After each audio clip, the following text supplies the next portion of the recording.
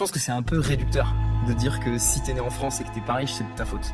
Parce qu'on est tous avec un capital économique, avec un capital culturel, avec un capital intellectuel qui va être différent. Et de dire, je résume, le seul fait que t'es pas riche, enfin si t'es né en France et que t'es pas riche, c'est de ta faute. Moi je vois ça un peu comme un dé. En fait, il y a des gens, quand ils vont lancer leur dé, en fonction d'où ils sont nés et de comment ils sont nés, genre s'ils font 2, 3, 4, 5 ou 6, ils vont devenir riches. Parce qu'ils ont le bon capital culturel, le bon capital économique, tout ce qu'il y a. Et il y a d'autres gens, en fonction d'où ils partent, il faut qu'ils fassent 12 fois de suite 6, parce qu'ils partent de tellement loin et ils ont tellement de difficultés dans la vie dès le départ que c'est pas que simplement de leur faute. Et je trouve ça un peu réducteur. Ouais, en fait, je pense que l'analogie que t'as prise, elle est vraiment révélatrice parce que t'as tout de suite pensé à lancer un dé. Donc le dé, c'est vraiment l'image de la chance. Et donc, pour moi, c'est pas du tout ça. Devenir riche, c'est pas comme lancer un dé.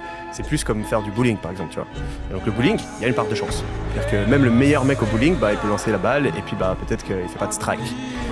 Peut-être que quelqu'un qui est nul en bowling, il va lancer la balle et il va faire un strike. Mais ce qui est sûr, c'est que si tu lances la balle plein de fois, que tous les jours tu te repointes, que à chaque fois que tu loupes, tu te dis je vais essayer d'améliorer ma technique, tu continues, au moment tu peux faire un strike. Donc c'est en ton contrôle.